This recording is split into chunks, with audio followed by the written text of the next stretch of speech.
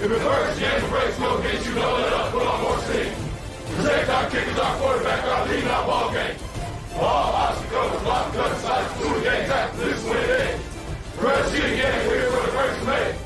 Carry my team there 6 minutes. Rocky Top, you'll always be. Doesn't have to be perfect, ain't gonna be perfect. We go compete for 60 freaking minutes. All right, enjoy the opportunity, enjoy the environment, and then go play our butts off, play for one another, and have a hell of a lot of fun. Everybody got me? Yes, all right. All I know is go Vols, because that's all I know. Go Vols! Me! Woo! My God! Gene! Our players, man, I love the fight, the strain, the willingness to, just keep battling and playing the next play, and played physical, played hard. End of the day, coaches and players got to be a little bit better to win that football game. And tonight, man, it's going to hurt, and we need to drink all that in and taste all of it.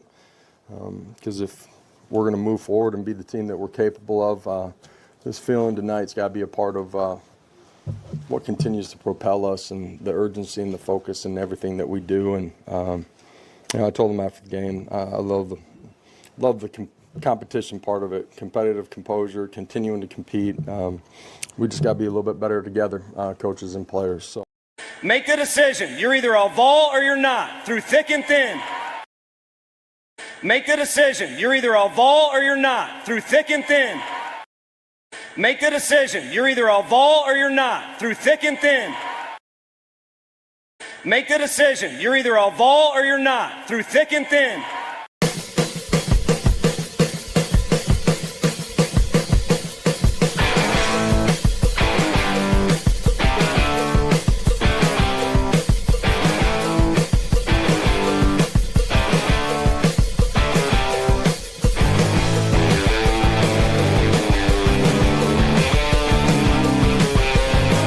Make the decision. You're either a Vol or you're not, through thick and thin.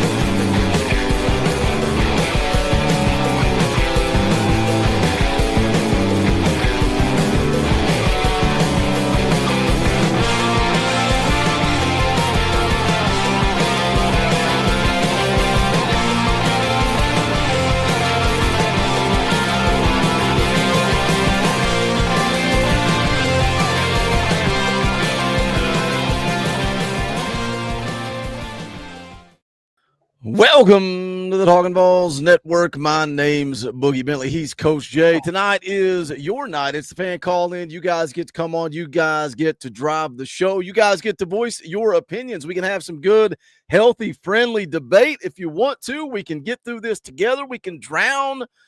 Coach, we can drown our sorrows with a little Barks sugar-free root beer if we need to. Can I tell you, man, yeah, shoot it. I rewatched the game today.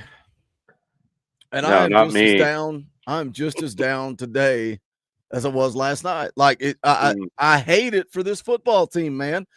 Look, they played their tails off, and we can criticize coaching or missed opportunities, missed assignments, missed plays. At the end of the day, you had an opportunity to win it, and you didn't. And rewatching it for a second time, just makes it hurt that much more. You heard the clip from Coach Heupel saying that, we need to taste this. We need to taste this for the rest of the night, wake up tomorrow morning, and go back to work. Speak on that from a coaching perspective or even from a player's perspective, man, back in your playing days. Like, how do you bounce back? How do you respond from a loss? What's that locker room look like right now? It can be two things, right? It can be a pity party. And I don't mean showing emotion, right? I've seen the what is it, the shot of West after the game. That's okay. You can have emotion and let it out, and that's healthy.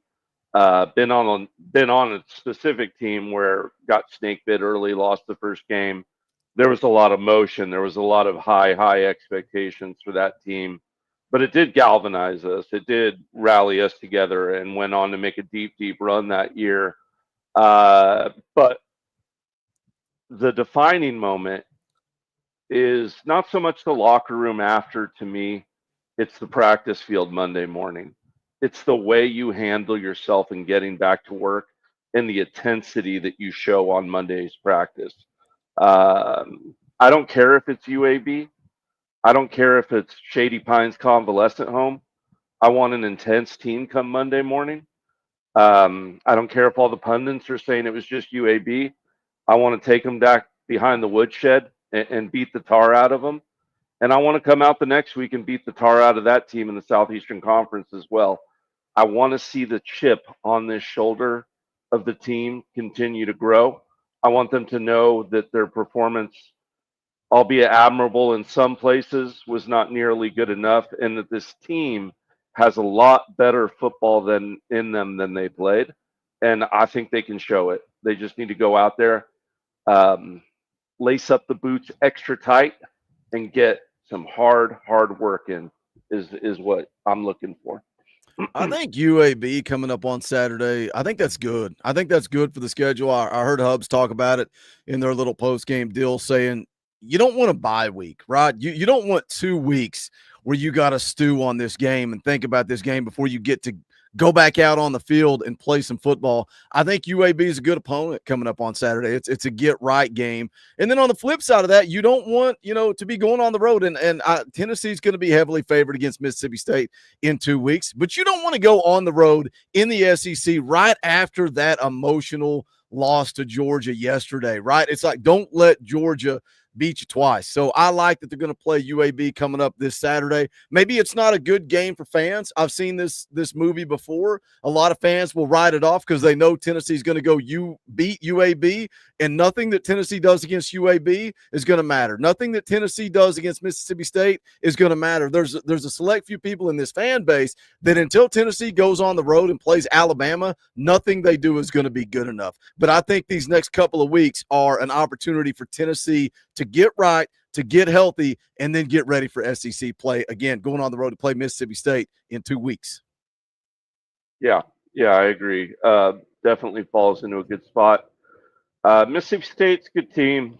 The defense is going to have a chance to go out there and show improvement, and they need to, right? I think this can be a good defense. We'll see how healthy they can get between now and Mississippi State. Can we get a Jackson Moy back? Can we get a breath and at least one guy back? I mean, it sounds like a little thing, but I think even just one guy would have made a huge difference on Saturday. I really do. When you rewatch that, the D-line I made a lot about the numbers, and I still agree with everything I said after the game, stand on everything I said. But when that team got tired in the middle portion of the game on the defensive tackles, our gap discipline fell by the wayside as well.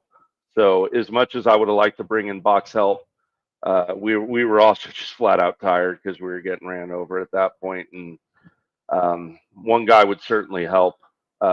Face a different challenge with Mississippi State. They're going to want to air the ball out. If you didn't think they watched that game, yeah, they are going to try Ty Redmond. I still have a lot of faith in Ty Redmond, but there's going to be certain spots, certain matchups that he needs help over top, and I hope we make that adjustment for that game. But you mentioned the defensive line getting tired, and that's why after that first drive in the second half, I was like, we're screwed. We got no shot. And that's why I get it, man. Everything. And I said it this morning on the day after video. I'm not going to sit here and debate you on X's and O's. You know way more about football than I do when it comes to X's and O's. But I can also look at that defensive line and say, man, they are thin.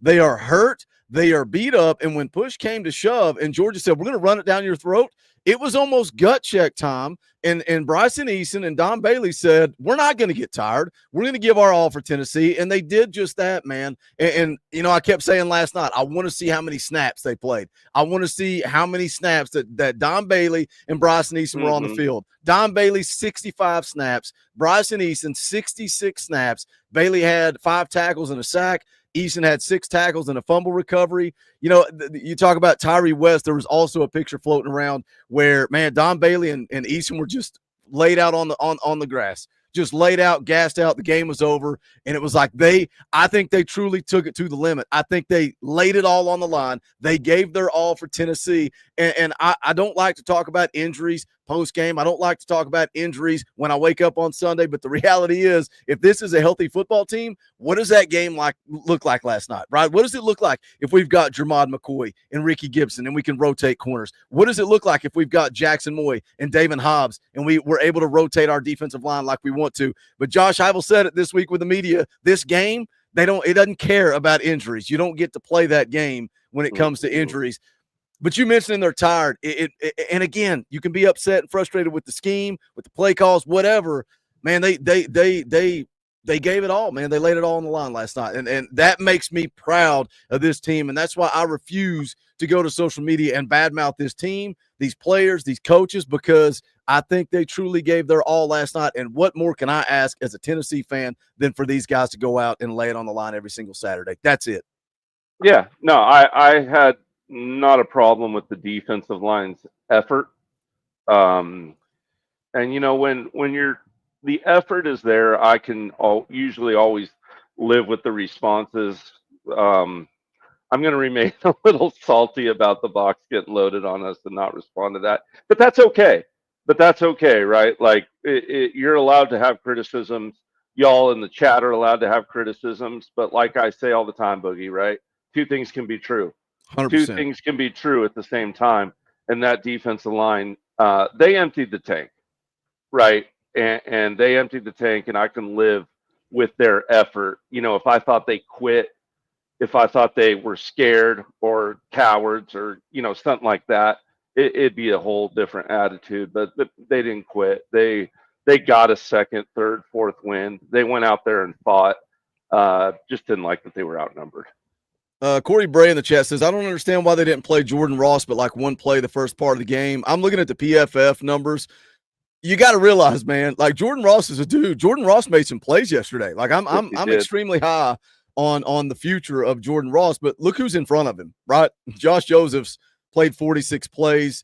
You've also got Caleb Herring played 27 plays. Jordan Ross actually played 30 plays. He played more than Caleb Herring. You're just talking about a position on this football team that is extremely deep. We got 250 people watching live. Do me a favor, smash the thumbs up.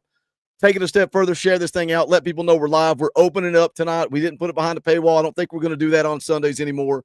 It's going to be members only fan call-in part. But as far as who gets to watch the show, we're going to open this thing up. Let me catch up with you guys in the chat. We'll start with Coach Jay.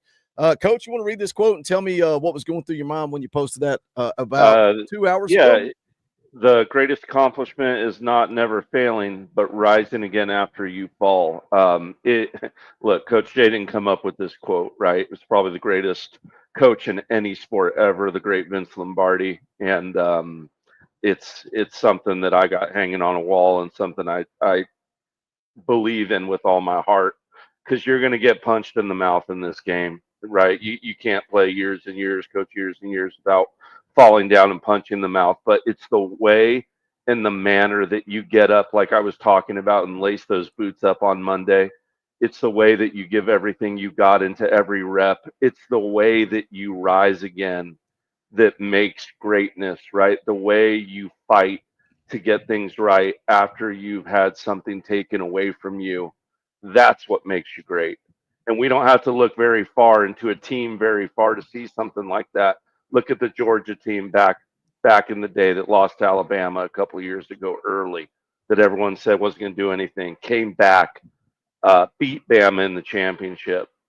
They fought, and what a great victory. I mean, I know we hate Georgia, and I hate them, but you can point to things like that over and over again in sports, where you rise above, where you put the work in after getting knocked down. And if that's not greatness, then I don't know what is, because anyone can smile and look good at their top, but it takes a true champion to get off the mat, bite down, and earn that belt back. Todd Landers for 5 says, Dorothy, still great to be involved. The Georgia game is in the past, fellas. We can still go 11-1. We saw the fight in this young team yesterday. GBO. Appreciate you, Todd. Big Trey for 5 says, Dorothy, be kind to one another. We're going to do our best today, Trey. Shout out for the Dorothy. We appreciate any and all Dorothies and Super Chats. They are welcomed and appreciated. Keeps the lights on around here. Joseph Harvey for 10 says, Dorothy, yesterday hurt, but man, look where we have come from. Everyone take a deep breath. You are a Vol or not. We got this. We have to stand by our coach and our team. Nobody wants to talk about that anymore. I mean, that's just the reality of the situation. And part of me gets it, but part of me doesn't. When I see Tennessee go toe-to-toe with Georgia, when I see them hang 38 in regulation, I go, okay, we've come a long way. Yeah, I obviously I don't like to lose. I hate losing. But I can also look at it and say, man, if you had told me that this is where we would be after Jeremy Pruitt was fired, I would say, sign me up. Give me that 10 times out of 10. But people don't want to do that. People want to talk about now. It's all about instant gratification. It's all about national championship or bust. We beat Florida. We beat Alabama. Well, it's not good enough because we've only done it at home. Even though we hadn't beat Alabama in 15 years, we beat them 2 out of the last 3. And nobody wants to talk about that. All they want to talk about is the loss to Ohio State and losses to Georgia. It is a what have you done for me lately world that we live in. Will Dyer for 5 says, Dorothy, even though we lost, that happens. I've been, that's the happiest I've been with the Vols offense since 22. Left the CBs on islands, unfortunately. We're going to talk about that. Coach Jay was all over that last night. We're going to talk about that some tonight. Stella Ford for 5 says, highly recommend watching the Film Guys new episode about our defense, Georgia offense. Coach would slap hands with the guy. Don't do that, Coach. He's a Georgia fan. You may get some type of disease.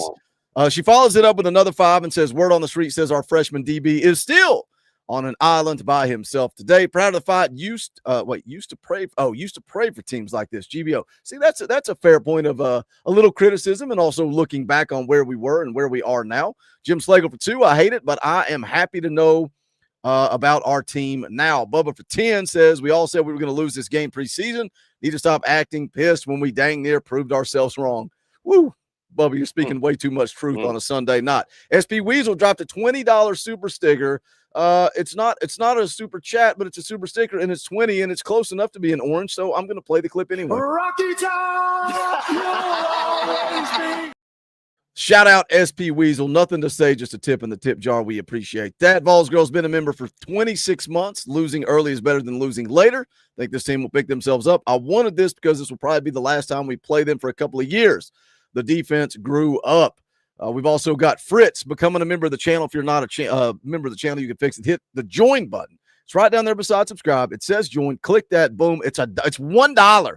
$1. If you like what we do, want to support us, hit that join button. If you're on an Apple product, go to the description of the video. You'll see a link where it says you can join the channel. Or, in fact, I'll actually even throw it in the chat right now. For some reason, Apple does not put it in the app, so I will put it in the comment section. Coach, I know you got your rewatch, maybe 2, maybe 3, maybe 5. I don't know how long you've been watching this game all day today. What are your takeaways on the rewatch? Any change to what you felt coming out of it?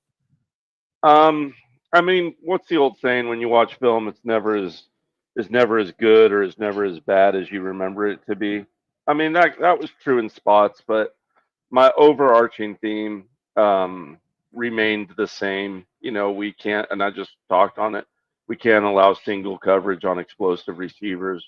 We can't allow too much space on explosive players. That hurt us almost too many times to count in that game. Tighten up our gap discipline. And most of all, match. When we're getting outmatched on players, I know I laid into Tim last night, but you can't allow those kind of numbers advantages or they're going to show out. during that game. And discipline as well, to me, continues to be a little bit of an issue, not a little bit, but an issue on this team. I want to see them continue to strive for that discipline. Would love to see that. But with that said, a lot of the same on it. A lot of the same on it. Need to get healthy. Need to fix the discipline. Need to give our corners safety help and tighten up in general, which it can be done. I believe it can be done. You know, I think I didn't watch the Film Network guy. I didn't watch his breakdown. I've not watched it yet. I do like his stuff. I think without a full film up and a laser pointer and a writing pen, it'd be hard to get into too much more detail. Well, I mean, yeah, of course. I'm just saying. I think from what I've seen in comments or floating around Twitter was that he said that Tennessee lived in man too much and they were too stubborn to get out of man, and that got them beat. And it's easy to sit here, hindsight's 2020, right? We can sit here and go, "Oh, you should have played zone." When I can rattle off 8,000 comments that I read this week of, we have got to stop playing zone. We need to be more aggressive. We need to get after the quarterback. We need to play more man, and that's what Tim Banks did. And that's why I like when you give your criticism, because you say, "All right, just bracket the wide receiver. Give me some safety help with Ty Redmond." Like Colton Hood's going to be okay. Like, you want to put him on an island, put him on an island. Ty Redmond needs some help. So bracket that wide receiver with the safety. Give me a safety over the top. And even Kirby Smart said that he thought on that 4th and 6 that they man, and come on, Ty Redmond's in perfect coverage on that particular play. But Kirby Smart said he thought the defense was playing the sticks. So that's why they took the shot over the top. You have a safety over the top. Does Gunnar Stockton let that go? Or does he eat it and Tennessee makes a play and the ball game's over right there, right? A very valid point. A very, very valid point. I mean, you could make the argument maybe he gets enough protection and he's able to scramble for the yardage. But it didn't look that way when you watch it. And the safety that was in the middle of the field really didn't need to be there. And look, Gunnar made a heck of a play. I said it yesterday. Receiver made a heck of a catch. That I can live with.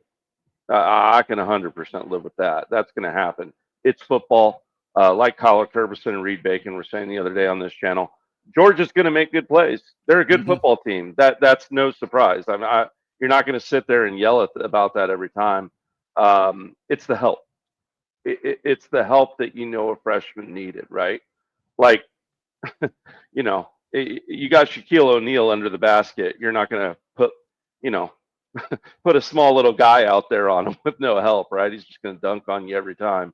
And although Ty Redmond is good, and I think he'll be great, you need a little bit of help in that game, and there's nothing wrong with that. I would have liked to seen that. I'd have liked to seen zone mixed in a little bit more. I think I was saying before the game, it leaves the flats in trouble. And we saw the flats hurt us, right? We just did. The 2-point conversion comes to mind. And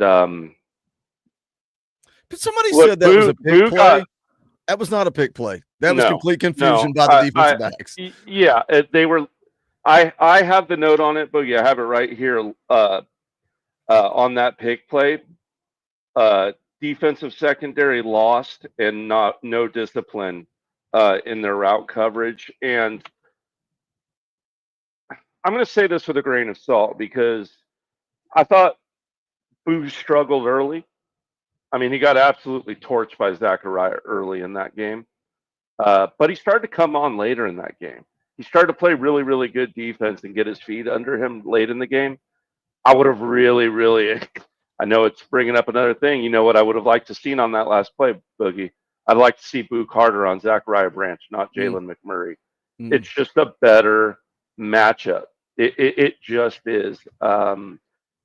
So I would have loved to seen that. So I'd like to seen a little bit more zone out of Tennessee. It's not that I didn't want man. Like I said before the game, I wanted it salt bait in, right? I wanted that man sprinkled in all over the place. It was a good rub. I like the rub. He just put that rub on there like it was a brisket, not a filet mignon. That's all it was. Just a little too much rub. Let me catch up with the chat real quick after I try to get Foul Ming the link. He thinks he's a VIP. I thought he was a member of the channel. I didn't think I had to babysit Foul Ming. Yeah, me. But he's like, are you gonna send me the link, Boogie? Can you Boogie, did you see what happened with Shady Hayward today? Can you do you understand when you all send me messages like that? That means that I have to stop everything I'm doing and start working. It's like, okay, I'm trying to rewatch the game, but now I'm on Twitter, I'm on Instagram. I'm like, does he have a MySpace? I'm like, I don't have TikTok, but can I figure out how to sign on and see if something's going on TikTok? It's like when you guys say stuff like that, it means I have to start working. But let me catch up with the chat. Aaron is here for 5, says you're showing love to the channel. Good game, much love. Congrats, Aaron. He's one of the few Georgia fans. There's not even few. You know what? I don't even like Aaron, if I'm being honest. Like I was going to say, he's one of the few I like, but I mean, I don't believe there are good people that pull for Georgia. I think they're all terrible, ugly, disgusting human beings. I think it's just that no, there are no good Georgia fans, Eric. There are none. Absolutely zero. Scotty Oates has been a member for 17 months. We appreciate you, Scotty. That offense yesterday for Tennessee dog walks the rest of the schedule, period. Being fully healthy in the rematch bodes well for Tennessee. I agree with that. I came out of this thing with confidence in this offense. Yeah, but you still need the defense, right? Of course. Yeah, you just do. I mean, look at 22, right? Who was the more successful Tennessee team? 22 or 24, right? 24. You know why? Because they had the better defense. I mean, and we keep saying, "Oh, give me the 22 offense with the 24 defense." That's not how football works. And it's not right for me to sit here and talk about injuries and make excuses with injuries. What's that game look like yesterday, Coach? If David Hobbs is healthy, if Jackson Moy is healthy, if Jamal McCoy is healthy, if Ricky Gibson's healthy, what does that football game look like? It's a different ball game. It changes the game a lot. Just Moy and Hobbs specifically those two have that inside hand speed and that inside foot speed that's needed against a bigger, strong, very strong and big Georgia offensive line. And you need guys that are big, strong, and extremely quick. That's how you beat a good offensive line. And we missed it something sore. Oh, and that about Hayward, because everyone keeps asking. I just put Shady Hayward in a text with like the looking eyes to Boogie, and Boogie searched for hours, I guess, looking for what was going on.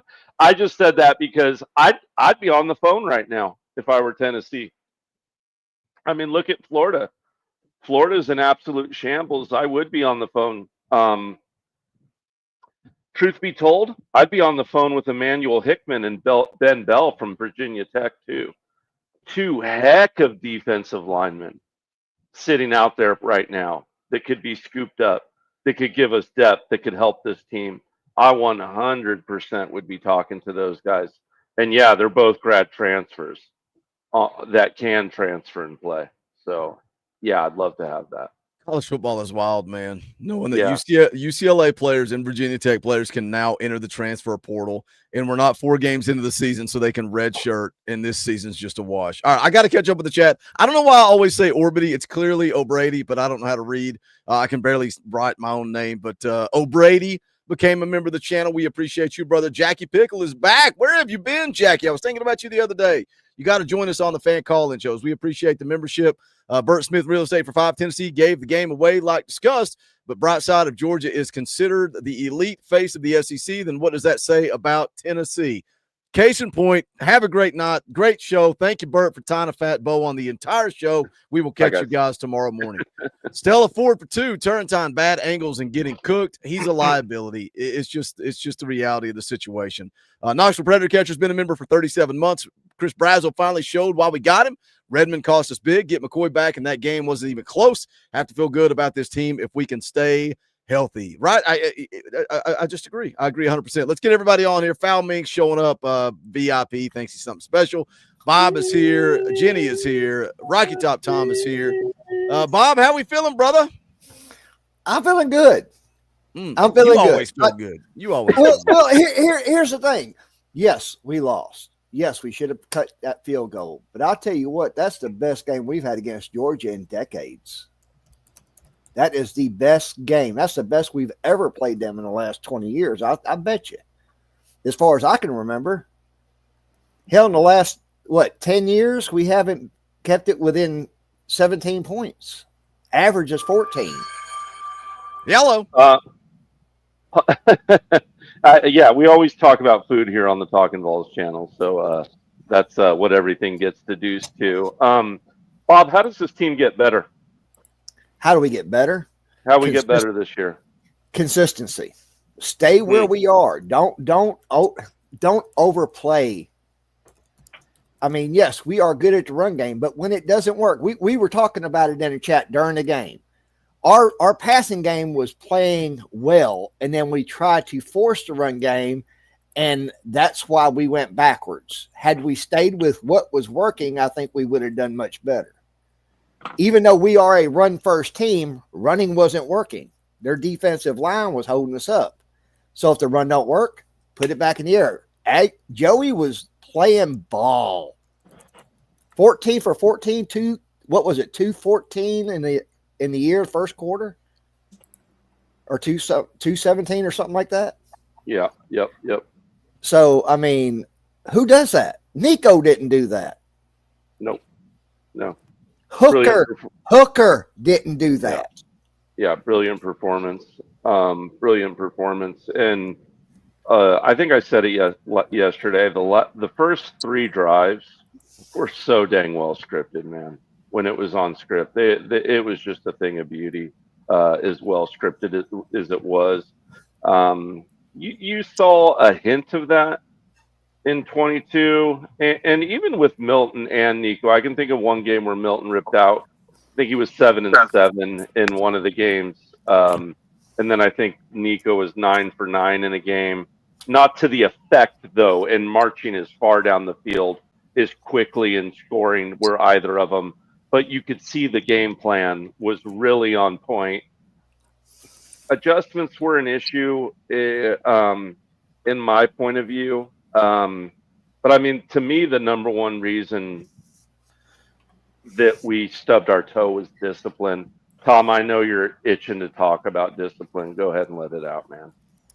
Actually, the first thing I was going to say was, Jenny, I'm pretty sure I saw a video of you when you were a student at Tennessee. And our video always gets shown around this time. Yeah. So there was a video on Twitter the other day of Tennessee fans after 9/11 singing "God Bless America," and I swear they gave you a close-up for just a second. I swear that was me. You. Yeah. That was you. I knew it was you. I was like, "That's Jenny." So we, the Florida game got canceled. That was the week of 9/11. So the week after that is when we played LSU, and it was on ESPN. There was a camera guy that was like right next to me, like right near me. And he kept like showing me, and I kept seeing myself on the Jumbotron. I was like, what is going on? And my dad later that night, when we talked, he was like, that cameraman must have liked you because I saw you on TV like a lot. So yeah, and everybody tags me in it like almost every year. Almost every year I get tagged in that video because it is me. They're like, is that you? And I was like, yeah. That was very cool. Apparently I look the same. But yeah, on the discipline though, Coach Jay, yeah, they gotta get disciplined, but they gotta hit in practice too. They gotta get better. Hold on, no. Tom, you're gonna get your opinions. I'm gonna give you your opinions, but get your facts straight. They hit in practice. That's not a thing. That's not reality. I thought we talked about We did. So they went one practice without hitting because they were banged up and hurt. One practice. Gotcha. That was I think before the second scrimmage. But they hit in practice. That is not true. So they did. So they fair enough. Because we had that whole debate. We were freaking out too. Yeah, we were freaking out. Right. We were freaking out. That was the whole comment that kind of got overblown. Yeah, it did feel like we did a poor job tackling yesterday, and I kind of played it in the middle part of the game to fatigue. There were times where it was undisciplined because the arms weren't coming with them. They were just trying to make that hit, always bring your arms with you. You hear it a million times from me, ass down, wrap up, hat on the ball. But yeah. Sorry, Tom. Go ahead. Continue. I just want the facts to be put out. I'm glad that they hit in practice. Uncle Kenny's in the chat right now. Jaden Lofton, he's confirming they hit in practice. That's good. They ought to do some more because I'll tell you what, Georgia sure as hell hits during the game. They hit like jackhammers, man. Yeah, they did. You did a good job of hitting for sure. I know we're on the negative part, but did think Farouk came up and laid the wood a few times. I like watching that kid play, man. Regardless of coverage, he's still young, but like when it comes time, he'll bring the wood. Can I say one thing? And this is just because I got pumped a little while ago. I was watching the Kansas City Chiefs game. Anybody else watch that game? I did not. You should have, because Omar Nolan Lott put the hit of a lifetime on Jalen Hurts. I mean, now you can go on Twitter, X, whatever the dickens you want to call it, and Vols Scoops got it put up. I mean, he slammed him, and I was like, "Oh my God!" I felt it in Kentucky, so I want a big shout out to Omar Nolan Lott for Vol Nation. Yeah, what's up, Vols fan for life? How you feeling on this Sunday night? Are you okay? Are you okay? Do we need to send a wellness check out for you? Hey, please do. Please do. What's up, brother? Close but no cigar, man. Yeah. Can't be mad. They played their butts off with a lot of hurt players, so I think if we're healthy. Can I ask you a question, Vol fan? I want to ask you a question because I think we're somewhat like-minded on this one thing here. If there's 15 seconds on the clock, they don't have any timeouts. Are you calling a pass play, or are you taking 2 steps to the right, 2 yards upfield, getting it centered, and then taking the timeout to kick the field goal? I'm centering the ball from a kicker every time. But what are you talking about, Tom? They didn't throw the ball. I saw that in the chat, and I don't know what you're talking about. You're talking about at the end of regulation? I think on that ball Joey Aguilar was trying to center it. Out of shotgun?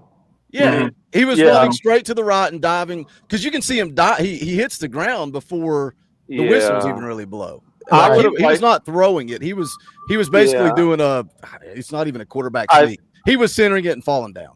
I think I made the comment after the game that I still would have liked to seen them do that underneath the center, if that's what you're doing, just because it's easier to get your cadence, easier to get the snap. You don't surrender any yardage without risking coming forward and fumbling the ball. He's looking at the ball. I wish they would have just handed it off. Well, that's somebody got mad because I think you said don't get cute. And then I said the same thing this morning, because don't get cute. Just run it.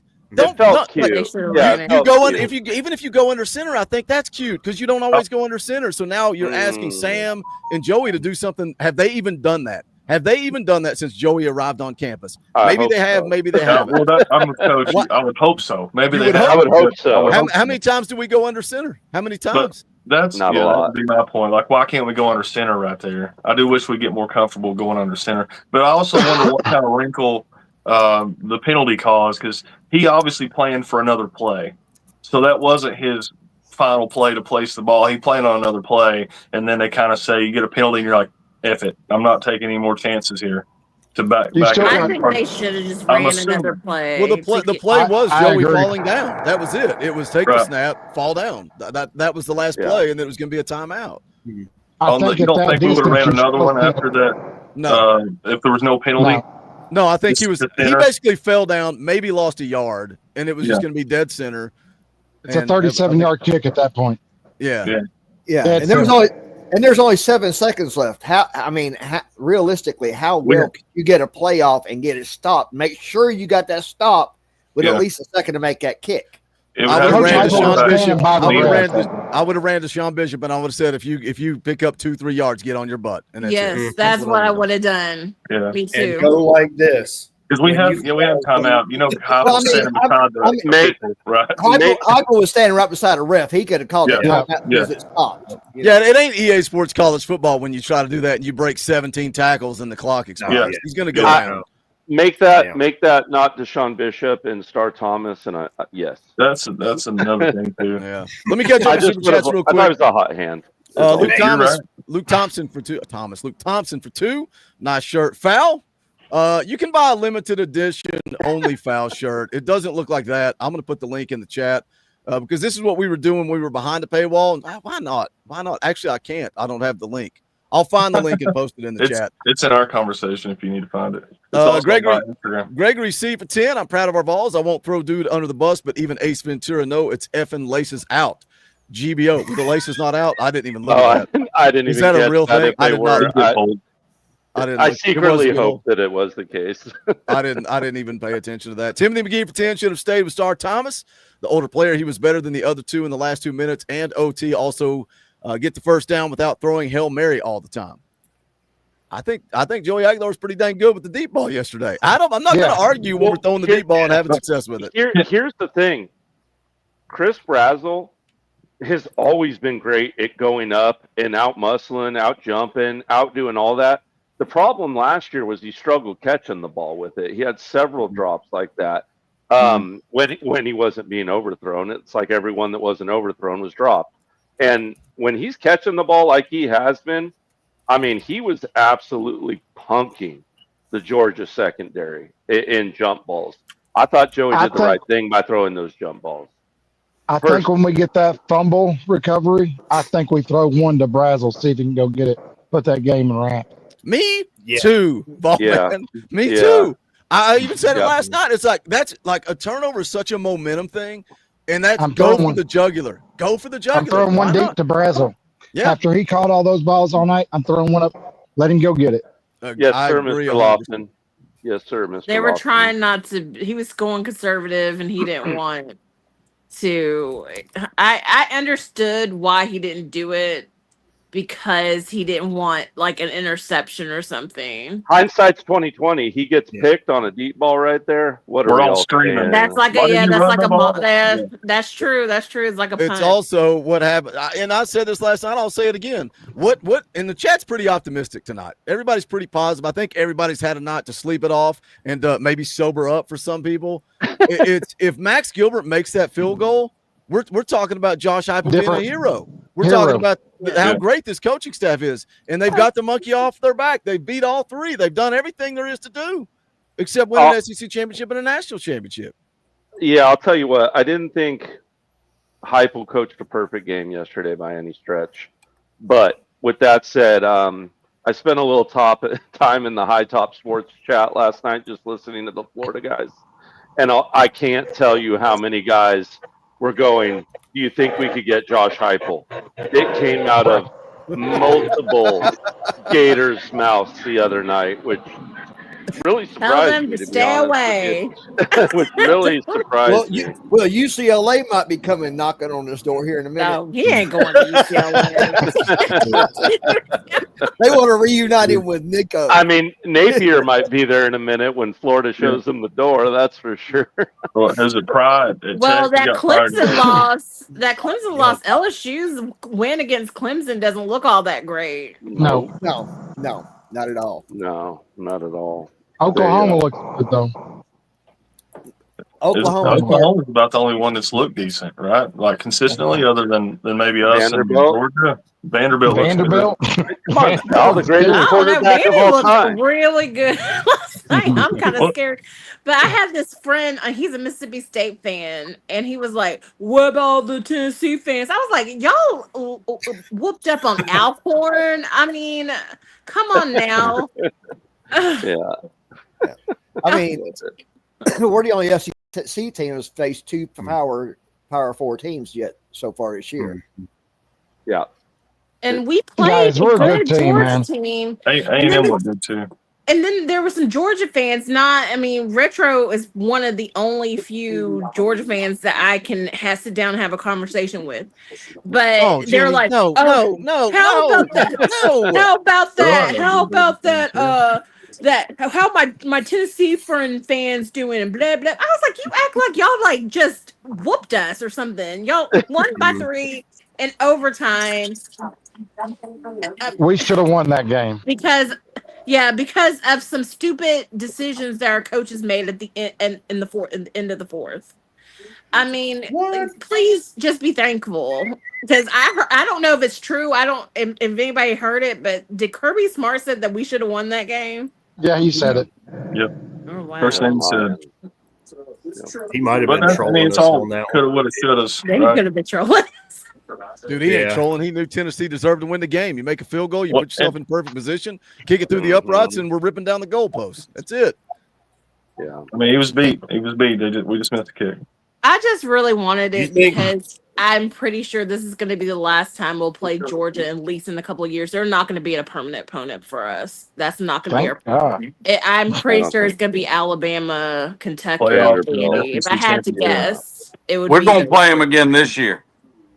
There you That Okay, is what okay, I'm that's talking the about, idea. Joe. I want that. I Way to want jump in Georgia. there, Joe. Bring the heat, brother. I want us to win out, and I want Georgia to win out, and I want to play them again in the SEC. Yeah, championship. we got McCoy and let our corners get time to settle in. We beat Georgia in the SEC championship. We make it there for sure. Yeah. So, Joe, how you clearly got some confidence, man. So yes, we lost. I know you don't like losing, and you can be pissed off about losing, but you see something in this team that you like, clearly. I do, man. I just think that they are on the right trajectory, and we get a couple people back. I said it earlier when I commented in the group, man. We got to take a deep breath. I'd rather get kicked in the mouth now than later in the season. I said the same thing. I'd rather lose now than lose later. Losing later is horrible and kicks you out of things. Look at Alabama, but they also had lost like 2 or 3. I can tell you this though. I've been camping all weekend, and I get on and I got the game on my phone. My stream shut off with 4 minutes to go in the game.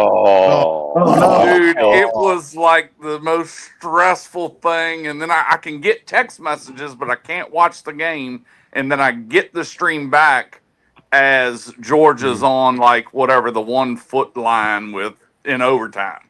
You talking about getting kicked in the mouth? Yeah, that's Well, Somebody just mentioned LSU in the chat. I was like, they're going to lose to somebody. I don't think they're as good as everybody thinks they are. They haven't played anybody. Florida's not that great. And then, they barely beat them. Clemson has proven they're not good. They've just lost to Georgia Tech. Did anybody see Chip Kelly's post-game interview? Oh my gosh, it was a disaster. Yeah. Dude, I mean, look at LSU. Yeah, they beat Florida, but they got 5 turnovers and got how many points out of them? None. Or no, I think 3 out of 5 turnovers that they took from Florida. Florida defense is good. That's not our top 10 team. At least I don't have to hear about how amazing Sellers and Lagway is anymore. I think I won that debate somehow. I haven't given up on Sellers yet, Coach. I haven't given up on it yet. You're still riding. Okay, they're young. They're young. Hey, Coach, you did it in one game. You did it in one game. I think Sellers and Taylon Green are still on my list of people we don't talk about enough. Taylon Green. Yeah. Well, here's a little positivity for you. Yes, we lost the game yesterday, but it wasn't so much loss as gave it away. That was our game. And if our boys get out there and play that hard for the next 9 weeks, there's nobody in the SEC can beat us. Nobody. Everybody talks about a tie getting Redmond left on the island. But you know what? I really think that made him grow up. You have to get them to grow up. And I mean, yeah, you threw him out there as a freshman, and I get it, but we don't have much of a choice. And I think he's going to learn from it and get better from it as well. Oh yeah, he will. And then when we get to Alabama, when Oklahoma comes in, we got guys. My fault. I agree with you. Yeah, you did call that, Coach. You did call that. You said they're going to pick on him all night. I agree with you because the one thing they're going to get out of this game is they're going to get great film to look at and practice against great competition that they haven't had the last couple of weeks. So you take the film from this week and you study it and you learn and you get better from that? What? Numbers don't agree, Tim. The numbers don't agree. What are you talking about? This for Yeah. 5, Lagway is better than Nico. Also, we went to the, I'm assuming, college football playoff because of our defense and Sampson. I love Timothy, and I never know when he's trolling or being serious. But it's like I don't care if we went because of defense. I don't care if we went there because of defense, special teams. How many letters are in our name? The color of our uniforms. We were there, baby. That's all that matters. Like I don't care how we get there. Do not care. How we well, get there. isn't Joey like the second rated quarterback in the SEC behind Newsmeyer? I think he might even been one going. I'd have to look, to be honest. I think I saw something that he was second, and he was supposed to be last or second to last or whatever. I know his Heisman odds went up to like 1,600, which is still, I mean, comical. They're not going to let a Tennessee player in there if we won every game. But it's still. I mean, Peyton Manning didn't win. If Peyton Manning didn't win, they're never going to give it to a Tennessee player. I did throw $200 on him before the year started. So it'll cash out if if it hits, we go on Sizzler, baby. We go on Sizzler. And then I saw something else. Maybe twice on Sunday. And I saw something else that he's in the top 10 nationally in quarterbacks. He's like 8 or 9. In the PFF rating or whatever. You talking about Aguilar? Yeah. Oh, his Heisman Trophy odds brought him up to 5th now. He's tied for 5th for the Heisman. Billy Todd for 3 says something else. Late Dorothy, I'm with Joe, FUGA. Shout out, Billy. We appreciate you. Wayne for 5 says GBO. What is up, Wayne? It's good to see you in the chat, my friend. We appreciate the super chat. It looks like Joey Aguilar is 1, 2, 3, 4, 5th in quarterback rankings by stats right now in the SEC. Hey, Coach, watch this. I'm going to show you something, all right? Go down to the bottom of your screen. See that little computer monitor with a plus on it? I'm gonna teach you how to stream, baby. We're gonna learn how to do this live on air in front of everybody. See that little plus at the very bottom of your screen? You got a microphone, a camera, and then you got a plus in the middle of a monitor. Hit that. Yeah. Now hit share screen. Mm-hmm. And now go to Chrome tab, and now click on the tab you want to share. Share screen. There you go. Bear with us, everybody. You close out some tabs if you have any questionable tabs, Coach. Oh, you see it? Can you see it? Yeah. Can we see it? No, you got to hit OK. You got to hit OK. Click on Chrome tab and then click the tab you want and hit OK. Just trying to help brother out. I'm just trying to. This will make my. Oh my God! This is why I don't do this. This is why I just do all the work around here. Train wreck. Okay. I think I can do it. Look at that, man. Look, he figured it out. Boom, he's got it. And who disappeared? Did somebody get kicked off the show because Coach figured out how to shit? Look at this. Oh, my gosh. Coach Jay's a professional. We got it, baby. We got it. Yeah. I mean, we're just trusting AI here, but I don't knows really more than we do. It's okay. Yeah, I guess it does. But looks like it leads Taylon Green. So shout out Fowl leads the SEC in QBR and touchdowns already, followed by Diego Pavia. Missouri hasn't really played anybody. I don't call Kansas's defense anything. Oklahoma Mateer is done well so far. A little more tested against Michigan. 5th is better than what they had us. So what they had in originally. Okay. Now, where's Gunnar Stockton? I think he's down 7th, 8th, isn't he? You know what? Joey Aguilar was as far down as it went. It did stop sharing it, right? Yeah. Okay. Cool. Are you worried about those tabs now, Coach? I was worried about those tabs. Lucas was the one that dropped. Oh, he was like looking for Ron the Don in the woods or something. Mm-hmm. Yeah. Shout out Marshall. He became a member of the channel. Marshall, I messaged Nelson. He's seen it. He's seen my message. He's ghosting me. But Marshall, hit up Nelson real quick. Timothy McGee for 2, college football playoff. Yes, Joey is the reason we should try to go after a 2-year starter in JUCO. Seems like 5 stars don't work out in this system. Look at Nico and Milton. Both 5-star couldn't put it together. I don't think Milton was a 5-star. Was he? No. Yes. I thought he was. No. I don't think he was. Maybe. But let's see how Brandon works out. I mean, let's see how George McIntyre works out. That's true.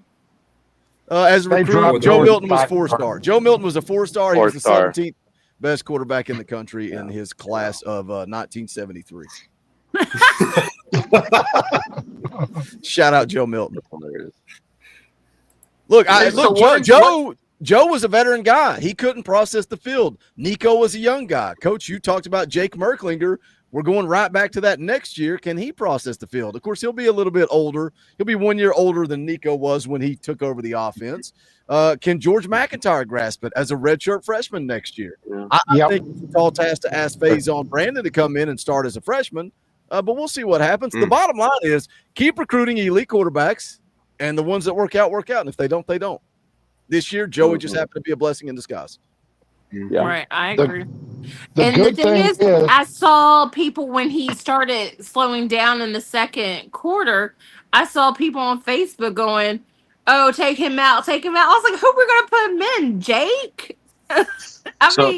So y'all think that just came down to Kirby scheming it up and taking away what we've been doing, or how do you? I mean, that second quarter lull, it looks that way, but I'm not X's and O's proficient enough to lock it down and say yes. Did you rewatch Kirby. the game today?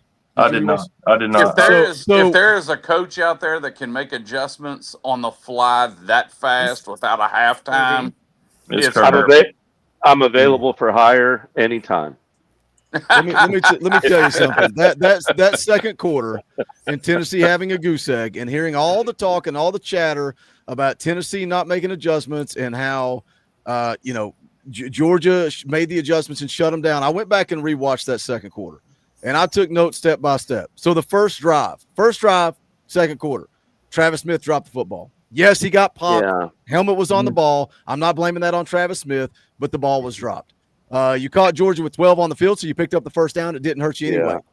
Very next series, Peyton Lewis had a drop. Guess what? There's a ton of green grass in front of him. I think Kirk Herbstreit said if he catches that ball, he may score.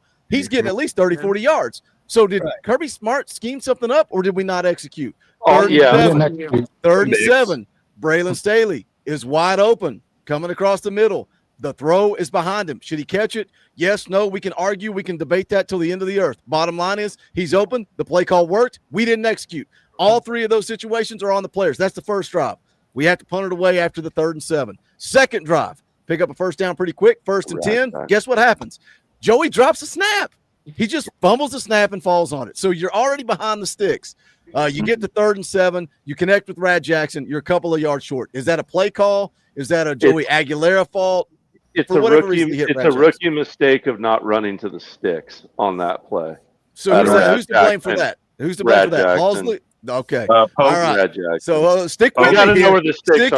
Stick with me here. That's 2 drives, both of those on execution across the board, right? So is it Kirby Smart, or are we failing to execute? We can talk about 4th down conversions. Josh Heupel's going to go for it on 4th down there. Kirby Smart takes a timeout. He says, hold my beer. Let's go ahead and punt it away. 3rd drive. Only 3 drives in this quarter. 3rd and 4, Joey throws into double coverage. There's your interception. Was that play calling?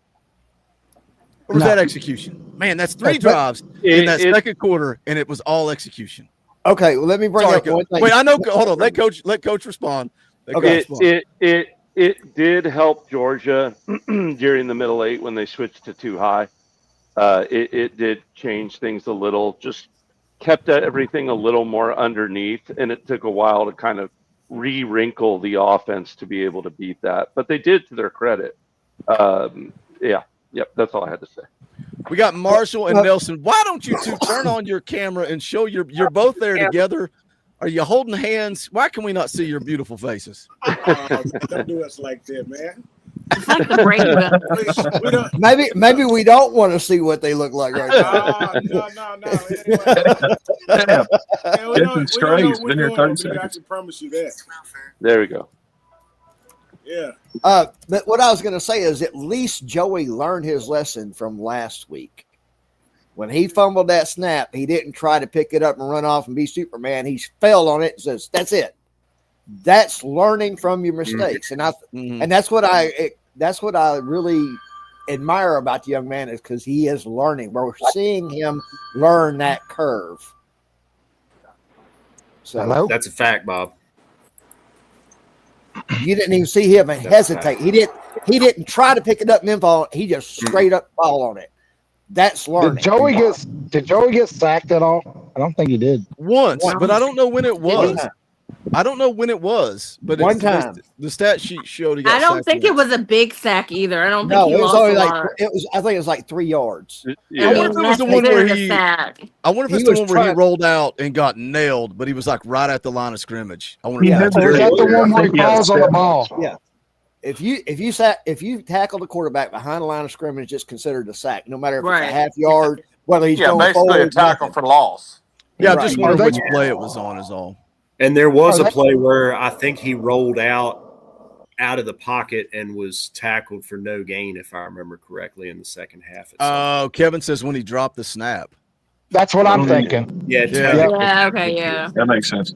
Yeah. But it's like also the interception goes against him when Braylon fell down. It happens. Yeah, that but, second it's still- interception wasn't his fault. but like on a PFF grade, for example, that won't count against him. But like on his Right. yearly stats, it will. Right. So Let me that's catch up with Super technically Chats real zero. quick. Let me catch up with Super Chats. Book'em Dan 0 for 5 says 11-1 after we beat Vandy. This is going to be our year. Timothy McGee for 5. No go after competent QBs. 5. It's so subjective. I love Timothy. At least he sticks to his guns. Caleb Bray for 2. If we had McCoy, they don't test our corners the entire game. Zachary Ellett for 20. That is an orange boy. We shall play the clip. Rocky Top! He says, I just watched JD Pickell on 3. I agree with him. I don't think there is a team that will score 40-plus on us the rest of the year. I think Georgia is the hardest team we will face all year. I believe we go 11-1. I agree with that, too. I agree with they're the toughest team we'll face. I worry about going on the road. That's my only concern. Nelson and Marshall, you guys down there, you and Fowl, y'all got the purple and the pink on. You got the purple logo. Yeah, I just thought we need a little bit of levity today. Just a little bit, let's just get the seriousness off just for a second. Let's let Marshall and Nelson talk. How do you guys feel after the game yesterday? Are you positive about this team? Are you negative? I know you're deflated and frustrated. I get it. Hello. I feel like JP's back. Yellow. What's up? We trying to get the camera fixed, man. I don't know what's going on. Just being honest, man. Like I feel good, man. I love what I saw yesterday out of our team. And like if we can play the way if we could play the way we played yesterday the rest of the season, man, I'm loving our ceiling. I don't see us dropping anything, man. I'm just being honest. My only scared, I ain't gonna say scared. My only concern is going to Tuscaloosa and having to beat them and the ref. What do you think, Mario? 11-1. I'm confident. 11-1. Trust me. That's a wrap. Alabama's a wrap. So is Florida. You gotta beat the Zebras when you go down there, though, man. That's true. You basically leave no doubt. Yep. And we need to get some more discipline because penalties also hurt us yesterday. Yes. Agreed. Yeah, and it's kind of like as the game went on, so you wonder if it's not just fatigue and mental fatigue, just No penalty more than that last one. I was like, no, and I saw him move, and I was like, yeah. Backwards.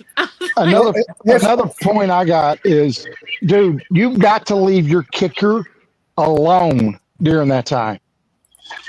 I seen two coaches go over there and talk to him. Leave him the hell alone. Yeah, it sucks when you ice your own kicker. Yep. Yeah. Basically, Here's like Boogie. Do you remember the Syracuse pregame, the tailgate show? And you asked me what 2 games I was concerned about. You remember that? No, because there was a time I didn't even remember that Joe was on the show, but I remember now he's one of my favorite guests. So Bob, I probably don't remember that. Yeah, because we're coming up on it, and you seen that I had 10-2 floor, and you said which 2 games are they? And I said Alabama and Florida because I thought we beat Georgia. After what we saw yesterday of us playing Georgia, I am no longer a 10-2 floor. I'm an 11-1 floor. We are winning out. We've lost our only game. I was a 9-3, and I am 10-2. I'm still iffy about Alabama. I think we'll finally win the Swamp again because they look atrocious. Agreed. That team is in shambles. That team is going to be in shambles by the time we get to Florida. the start of the year, it was pretty obvious we had something. But after yesterday, even with that loss, 9-3, leaning on 10-2 at the start of the year. Shoot, 11-1. Let's go. Why not? Who could stop that? It wasn't Georgia that stopped us. Oh no! If we can beat Bama and Tuscaloosa, I have no doubt we'll be 11-1. But we just have to beat Bama and Tuscaloosa, and like people mentioned, the refs are going to give Alabama the edge. So we have to play around that, and we already know they will. You bringing up the refs? If we beat Alabama and Tuscaloosa, the whole season is a success. And I'll scratch everything I said about this game. But if they beat Alabama, I'm calling shenanigans, Tom. Yeah. Hey, I hate Alabama. We will win in Tuscaloosa, and you will still come on here. That offensive line didn't do good. Hey, Tom, that dog don't hunt around here, buddy. Hey, I hate Alabama more than anything in this world, and if they win in Tuscaloosa, that pretty much they could beat Alabama, and I'd be happy as a clam in the sand. Did anybody actually? I know this is kind of off topic. Did anybody actually watch the Georgia Tech Clemson game? Yeah, I watched a little bit of it. They have done something really interesting with the refs. They can jack in that audio as they're reviewing the call. Mm-hmm. And you can hear between Atlanta and the ref, talking about where to place the ball, what to do with the clock and everything. That was a lot of transparency. That should happen on every game. Yeah. Mm-hmm. Yeah. That was amazing to actually get to see like how they determine it and everything else, because you can see they have multitudes of things not even the broadcast has access to for areas of like how to view the call. According to that, I mean, my thing is once that yellow flag goes in the air, I think all their mics ought to go live to the TV audience. Maybe not in the stadium, but to the TV audience. Because, I mean, what can we do? At least we can hear what's going on, and it holds them to a higher standard instead of them inside everybody. Yeah, and it's very interesting to see that. I don't think the refs screwed us on this one. Did they miss obvious calls? Yes. They missed it on both sides. That pass interference against us when it went out of the end zone or out of the sideline, that should never been called. Yeah, it wasn't a catchable ball. It shouldn't have been called. Hands to the face. We also hands to the face. He took the man's helmet off. How's that not hands to the face? Yeah, and then we got away with a holding call right there, second quarter. Couple.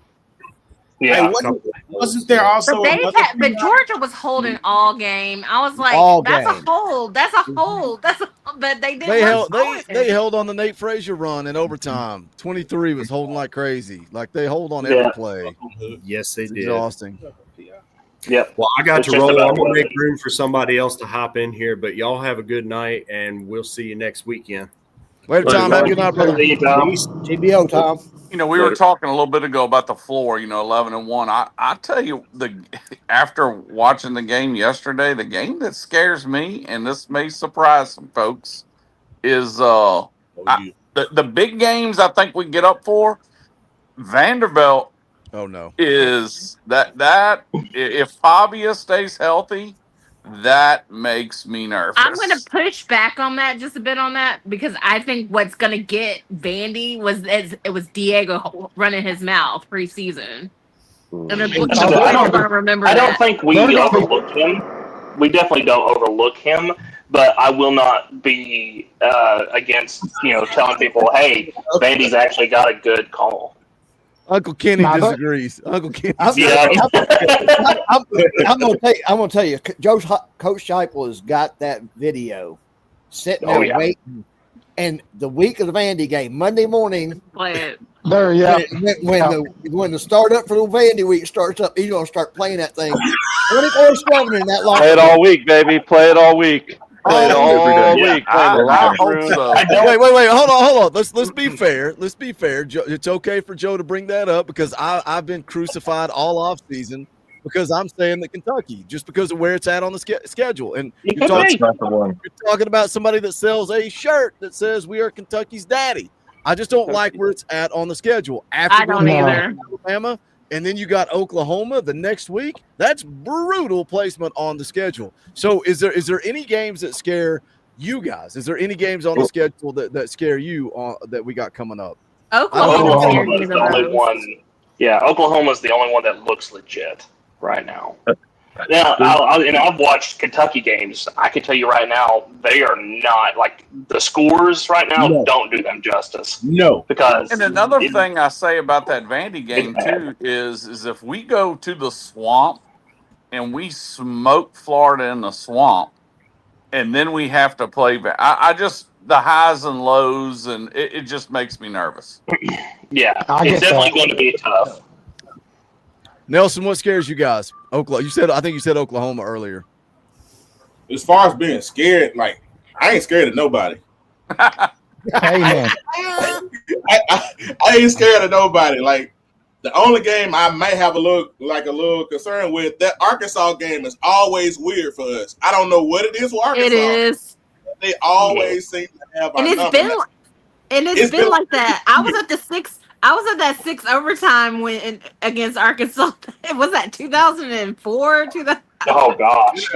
That was crazy. I was like, we didn't get out of the stadium until like after midnight. It was awful. Hold on. Tennessee Tonto says, hit some super chat so I can get out of here. He's been patiently waiting for 10 minutes for me to read his super chat. I'm like, what what is he talking about?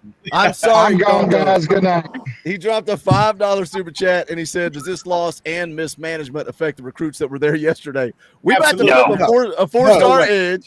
They saw the environment. We got 3 defensive linemen that are just ready to jump in the boat because they saw that environment. Correct. They saw. Look, oh my gosh, mismanagement. Tonto, what are you doing this to me for? Look, man, we were a field goal away at the end of regulation of winning this dang thing. You don't think that those recruits were like, oh, Tennessee just went toe-to-toe with Georgia. They went toe-to-toe with the best team in the SEC. Look at this environment. Look at Checker Nealon. Dude, those recruits are high on Tennessee. Man, go back 2 years ago. 2 years ago, Dave Sanders and George McIntyre were at the George game where we got destroyed. I say destroyed. We got embarrassed. Guess where they ended up?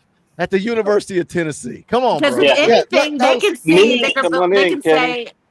Hey, Kenny, Kenny, I'll send you the link on Twitter. Go ahead. If anything, they can say, "Oh, I can do that. I can do that." I mean, we didn't get boat raced. It was literally we lost in overtime. Hey man, they were there with the guys we already have committed. Many recruits before have actually come up and said, "Hey, a loss is going to happen throughout the year and stuff like that." Losses really don't mean much to many recruits. What happens is, they get into that environment, they can feel that energy, they can see themselves playing down there, and they're going to be a little cocky. These are, high schoolers coming in riding on the high life. They're going to look at that and be like, I could have made that play. I can do that. I can be the hero for this. Yes. So they're going to absolutely be a great thing as long as we can show them, hey, we can do this. We're close. Hey, they were there yesterday with some of our biggest commits, and right now our biggest commits are some of our biggest recruiters. Mm-hmm. Yep. Peer recruiting is so important. Yep. So they got to see that together, and I don't think it's an issue.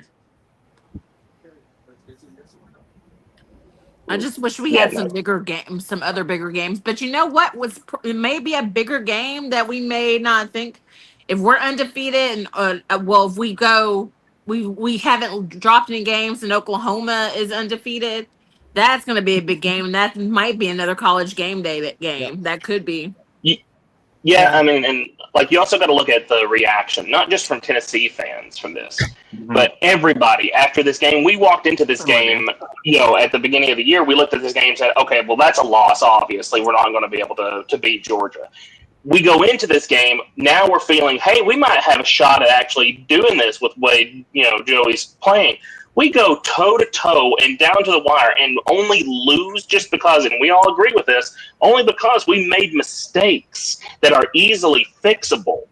We took a national championship contender to the wire, and they barely escaped because we messed up. I mean, look at what everybody. After that, guess what? Everybody's coming out of this thing. Oh, it's not down on Georgia. Tennessee's a national championship contender. They're a playoff team again. Even the coach of the team that beat us, Kirby Smart, Yes. on his way off the field, Tennessee deserved to win this game. In his I will say though, in his post game press conference, he says, "We didn't deserve that win." I will say though that Kirby says that about everyone that comes close. No, but Kirby 100%. If you pay attention to his post game shows, he will always say that. I understand that, but what I'm saying is, if you really watch in the walk off interview, you can see it in his face. You can hear it in his tone. This wasn't just Kirby Smart running off his mouth and trying to make himself look humble or anything like that. He truly believed. I could see it in his eyes. He knew he had been beat. Yeah, he thought he had lost his game. You could tell it early until we missed that kick. Yep. I got a couple people in the back room waiting to jump on, so we need a couple to bounce that popped in early. You guys pick and choose. If you don't, then you make me be a jerk. I got to kick people out. I've been here since the start. I'll bounce, but all right. Yeah, I'll be out. Y'all have a great week. All right, appreciate you, Joe. Have a good night, brother. Take care, guys. See you. A couple of super chats. Zachary Ellett for 5 says, so serious question. We definitely want Nico back. Right. He says we definitely want. Absolutely. Nico never lost in Neyland. Just trolling, y'all smile. And I'll say this. Dang it. Hold on. I got to hit another super chat. Hold on. Tennessee Tonto for 20. I got to play the clip if I can find it. Rocky Top! Tennessee Tonto for 20. Nothing to say, just a tip in the tip jar. We appreciate you, my man. He said he wanted to leave, and then he dropped 20. We like that around here. Will Dyer for 5. Fact is, there is still 5 opponents left that can beat us on any given Saturday. Just got to bring it each and every Saturday. GBO. All right, let's get family in here. We got family, the Lofton family, honorary member of the Lofton family. We got Daniel in the house as well. How we feeling? You want the floor. You want to speak. Let's speak. Okay. All right. Hold on, Daniel. Not you, my uncle. My uncle wants to speak first, Daniel. I'm gonna be quick, man. Look, the whole reason why we even started this journey to Tennessee is because we believe what hype was building, right? You see the constant growth, the genuine behind him, the culture he's building. You're seeing it literally play out in front of you. All right. So last year wasn't the best year, but we got a little closer. You know what I mean? We made great strides with recruiting. This year, same year. Now we broke the top 10. You know what I mean? Now we have the number 1 quarterback again. Now we have the number 1 wide receiver. Here we go.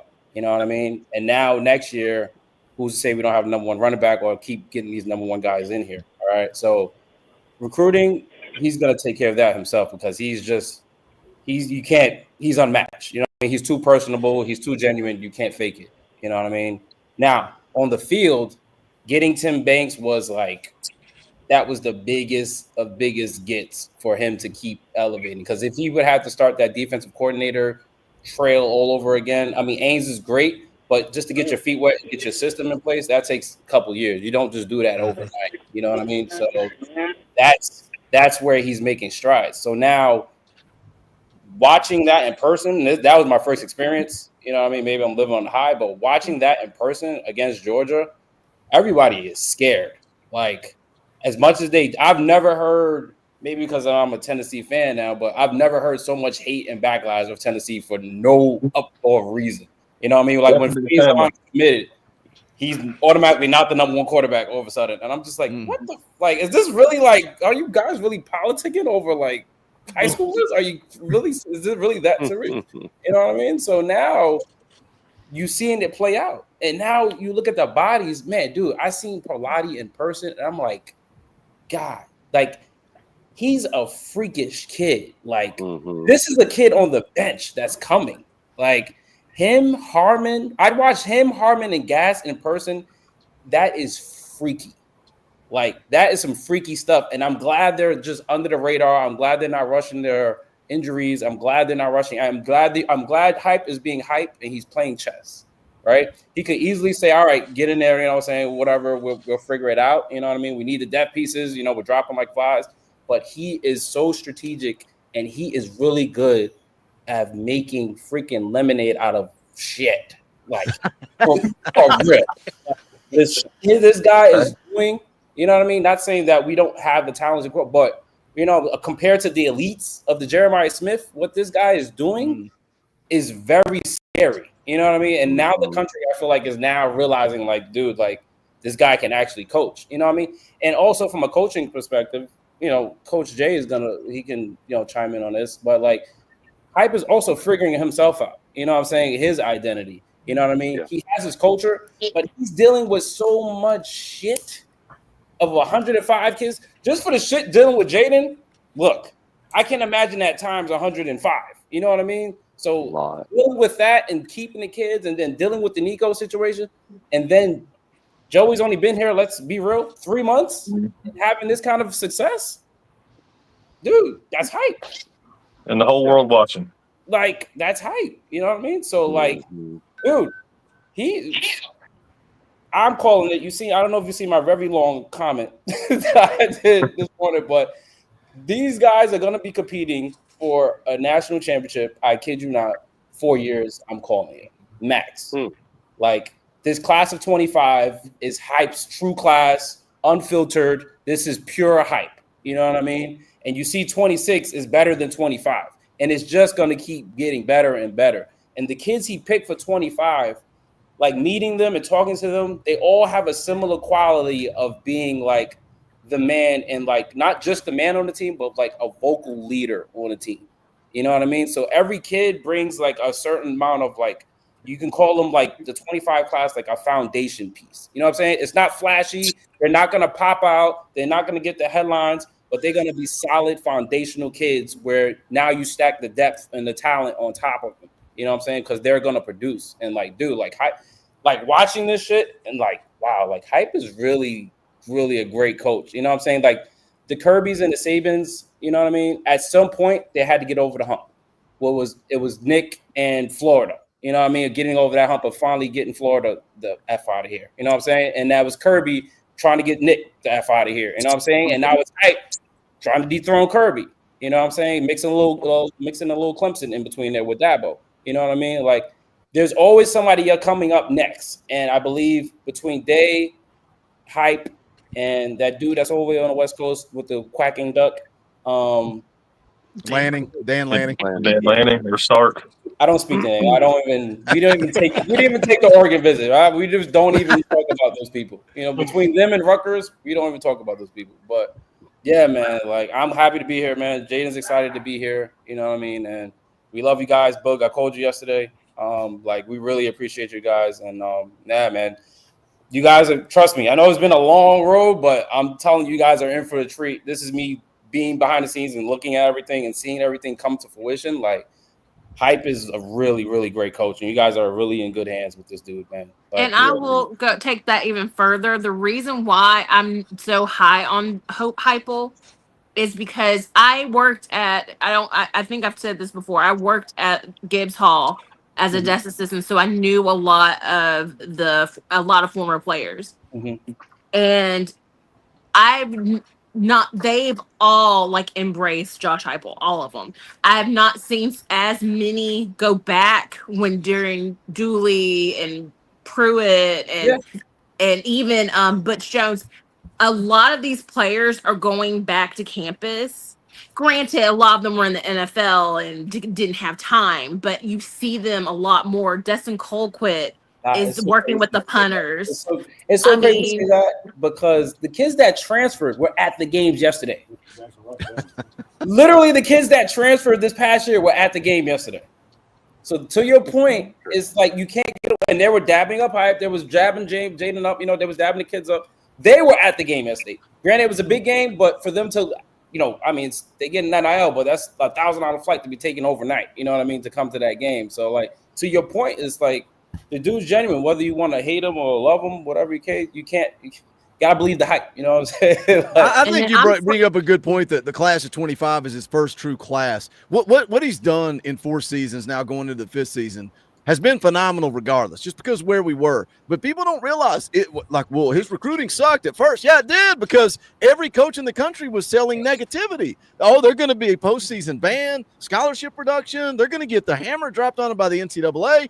Heupel finally got over that, and then it's like, all right, class of 24, class of 25, class of 26. We're doing this, boys. We're on that rocket ship to the moon. Man, I'm excited. I'm excited. I love. That's why I get so defensive. That's why when I come on here and yell and scream, some of you guys in the chat are like, "What? Who are you yelling at?" The 1 out of 100 that needs to understand what Josh Heupel has done for this program, who he is. When I get to talk to Uncle Kenny, and when I get to talk directly to Jaden, when I get to talk to Dave, when I get to talk to these kids, and they're telling me Hype is the guy, I'm going to believe it. I'm going to buy in until Hype gives me a reason not to. And he's not done that yet. He's not even close to doing that yet. Message sermon over. To your point, a lot of people don't even think about it like this, but like everyone always judges us. Oh, well, you're not Kirby. He's not going to recruit like Kirby. Kirby didn't recruit good on his first couple of years, and that was still when Georgia was not that bad of a team. Yeah, look who he took over for, right? Right. Yeah. Mark Richt had that team built up. Richt, you can't compare because Georgia was still pretty deep. We're really 8, 9, good 10 under win Mark Richt. team. We win team a year. like Heupel came out after Pruitt. You can't. That's not even comparable. And then of course Georgia is good. And Georgia has is in one of the best footprints in the country. We have to recruit out of state a lot. There is no comparison at all to what Josh Heupel did, and I don't care what anybody says. When you have 40 kids leave to go in the portal, and he still comes out and wins 7, goes in 7 and 6, and takes us to a bowl game. And it's not even just 40 kids. You had the literally across reports, we had the most toxic locker room, to the point of where kids didn't want to come play with us because no one, not even our own players, wanted to play for us. And then you turn right around, he leaves, we fire him. 40 kids leave, and several choose to stay, like Don Bailey. Mm-hmm. And they chose to stay with us just to see how it turns out. First year, you're already in sanctions. Second year, you're still dealing with other stuff. Third year, okay, now we can kind of start getting around. And now we're in our 4th year. 4 years with a handicap, which normally takes people about 5 to 6 years to get a program back in order. And we're still in good terms. So yeah, I'm pretty sure we are. And everybody kept saying it was going to be a 5-year rebuild. That's what I heard. When Heupel got hired, everybody was like, "Oh, we're going to be down for 5 years." And not just other teams fans were saying it. Tennessee fans were saying it. I said it. Everybody was saying 5, 6 years. Yeah. To get back to where we want to be, like to see what we saw last night, I thought it would take 5 years. Shoot, to beat Alabama, to beat Florida, right? I mean, again, you beat Alabama and Florida 2 out of the last 3 years, and people want to cry over this game against Georgia. Let me hit some super chats real quick. Aaron's a Georgia fan. He's upgrading his membership. He's like, I'm going to have to do something to try to get Boogie to like me. I've joined the channel. I've dropped super chats. I've come on and been nice and respectful. Maybe one day Boogie will like me, and all I can say is I don't believe there are good people that pull for Georgia. I think they're all terrible, ugly, disgusting human beings. I think it's just that, no, there are no good Georgia fans, Eric. There are none. I think God was probably looking down and saying, I can't let Tennessee beat Georgia because Boogie will be the most unbearable human being walking the earth. I think that it might be on me. It might be on me. They think we're annoying already. Can you imagine us if we actually get up off the mat and win a national championship again? They'll poke out their own ears. Oh, it would have been brutal. Andrew Fielding for 5. Could you explain how the pick on Mike Matthews wasn't pass interference? Even though it was double coverage and short, the Georgia defender held him down from coming back. It was pass interference. That was definitely pass interference. I can't explain to you how it wasn't because it was. Vol fan for life for 2. The ceiling is very high, guys. I agree. Mad Hatter, you popped in here, and then Uncle Kenny came in. Uncle Kenny takes the floor. So what's going through your mind, Matt Hatter? Are you confident? Are you after the game yesterday? Yeah.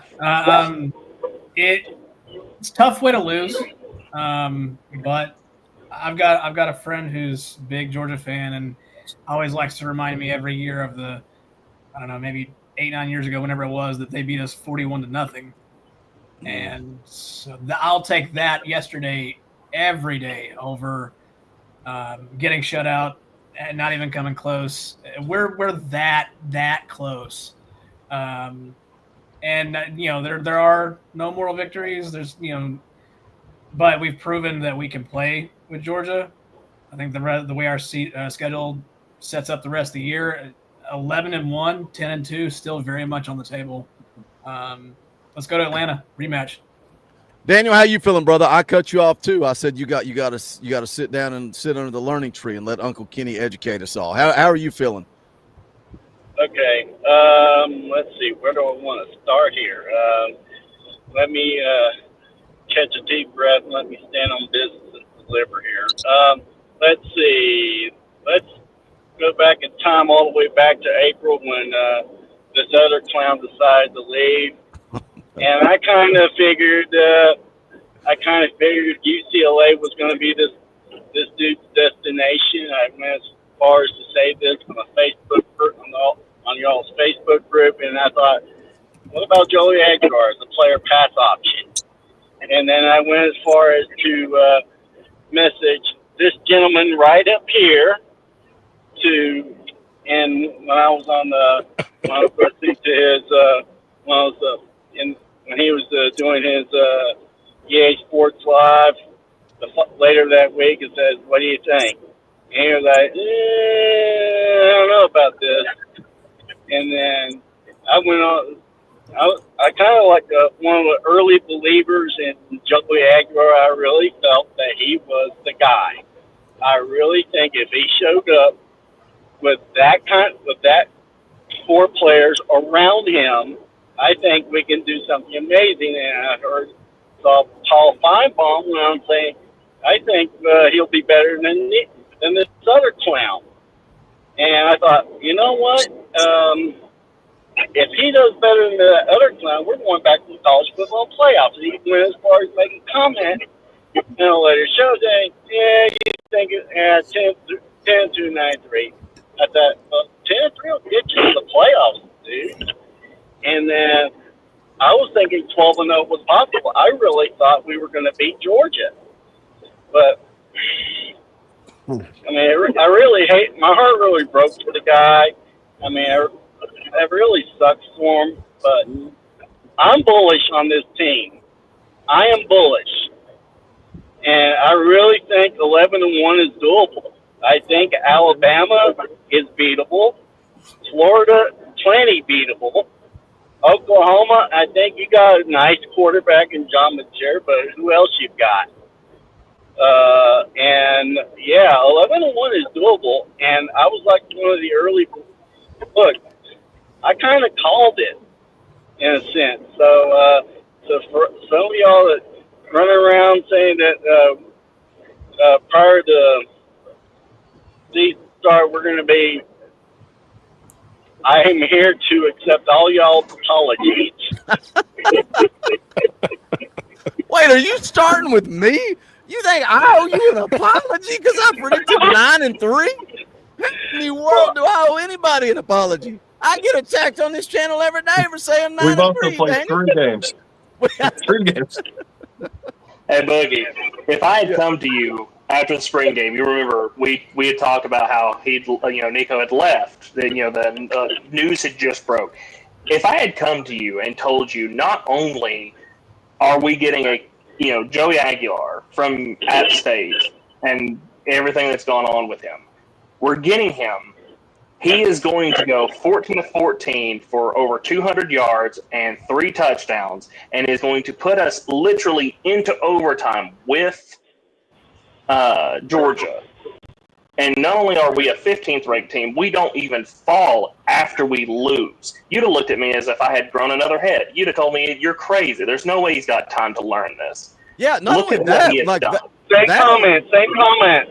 That alone, I would have been like, there's no way. Now add in, we're not going to have Jamal McCoy. We're not going to have Ricky Gibson. We're not going to have David Hobbs.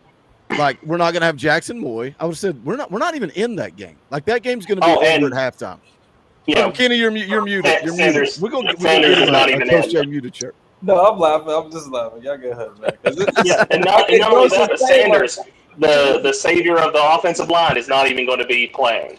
And yet, we're going to get it. Like, it's. And I don't think that this other fellow that up and left us, I don't think, had he stuck around, I don't think we have that.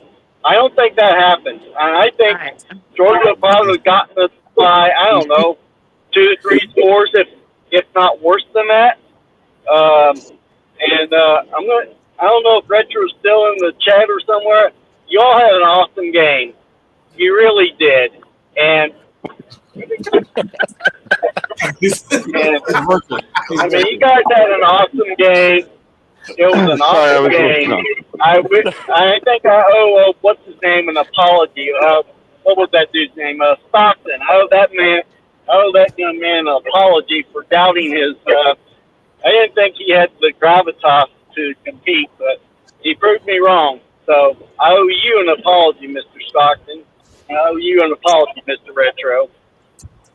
You don't owe Retro anything. Hold on. Daniel Hamsley drops a 20 spot. He's like, Boogie, for the sake of all things, play the clip. Okay. Rocky Top! Good Lord have mercy. Thank you, Daniel. We appreciate the super chat. Pecan dropped the 5, said, looked over at the wife and kid and said he's not going to go for a touchdown. We will kick the field goal and miss.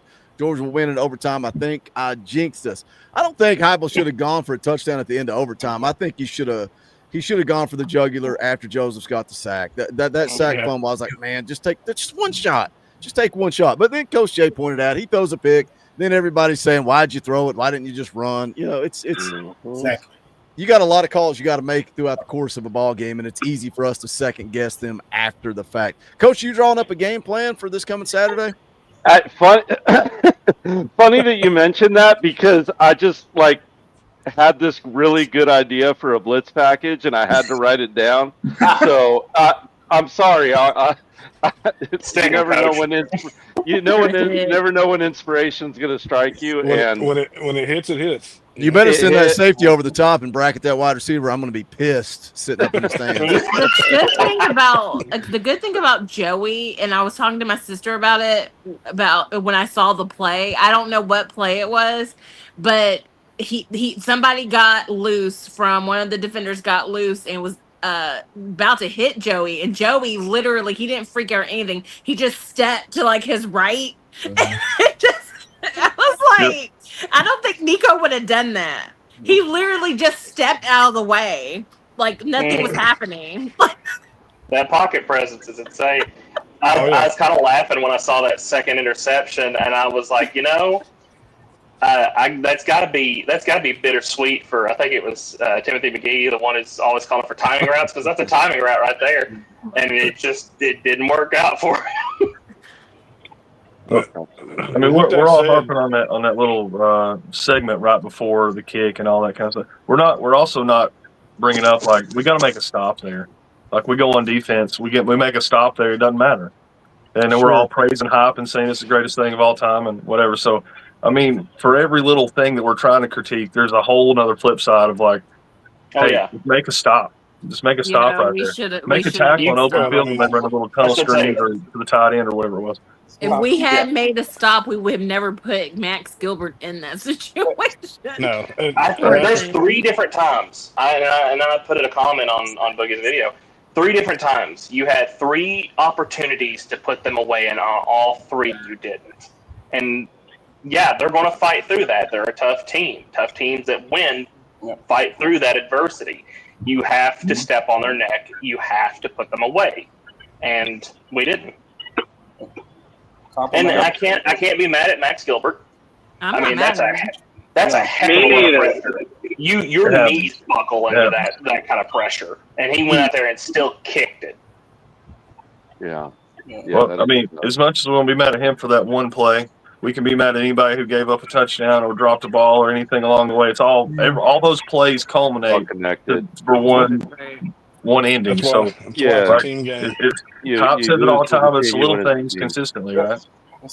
But the one thing that was awesome to see though was all these young cats that got to get in the game and actually play meaningful snaps and actually do something with those snaps. That just goes to the testament of our depth, regardless of what anybody wants to say. And I only unfortunately got to watch half the game. I was dealing with homecoming and other things with the family, and for some reason the app wasn't working where I could watch it. So did we allow any sacks? One, One, but it but was he a earned fumble the snap. mistake.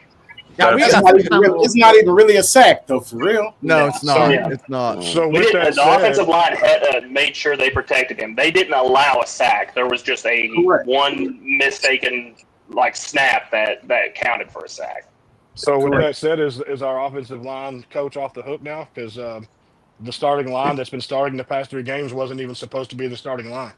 Dude, Yeah. I had So- that. You I have had to that give him credit. exact thought process today watching the game because everybody said, "Oh, he can't play anybody that he's developed." Well, he developed Jesse Perry. He's developed all of He these. These are developed his. Shamrod Umarov, but it was These are all their high school. players now. Like that, he's never developed a kid out of high school, and it's like now we're going to let him off the hook, and we're going to focus our blame on somebody else because that's what those little internet weasel trolls do. It's like, well, let me go after Tim Banks today. I dare you to go after Coach G. Go after Coach G and see how that works out for you. Like I said, like an argument from absence is not an argument, right? And that was the argument against the offensive line coach.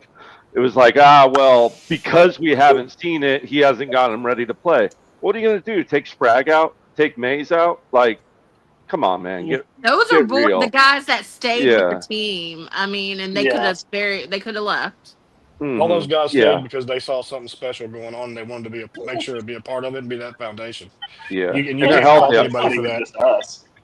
It's not even just us. I mean, heck, Georgia wants to fire Mike Bobo, and look at the game he just called. Ohio State wants to fire.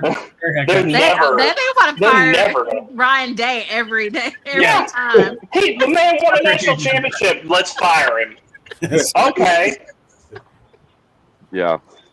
It's because they can't beat Michigan. I said it in the post game. It's just emotional immaturity. They're just firing off because they're hurt and they can't control themselves. Trust me, if they lose to Michigan again, they're going to say fine Ryan Day again. I promise you. They're going to say it as he walks into the stadium to play the game. I got an interesting question for Uncle Kenny. Hold on. Vols Girl becomes a member of the channel. Shout out, Vols Girl. We appreciate you. I think it was Dante Thornton that was on a podcast, and they asked what he sees from Vol fans, and he was like, "It's ridiculous." We heard Colton Hood say after the Syracuse game, "Man, I got so much hate." It's like, dude just got here. Like, he's not even played a snap for us, and he's getting hate. Like, how much do you guys see? How much does Jaden see? How much do you guys' family see? And it's like just speak honest on it. I know. Look, that's all you're always gonna get from me is honesty. Jaden calls me his biggest hater, and that's the way it should be. So it's like, man. First of all, we've come from up north. All right, so north to south, football doesn't compare. All right, they recruited him for a depth piece. We got Penn State guys saying, it's because we got so and so, they didn't want him. Dude, we stopped taking calls once we hit campus. You know what I mean? Once I hit campus, call me the seal the deal, like come check it out and see if you like it. If you like it, we're going. You know what I mean? So I come check it out. I'm like, dude, we didn't even leave lunch. And I was like, yeah, it's over.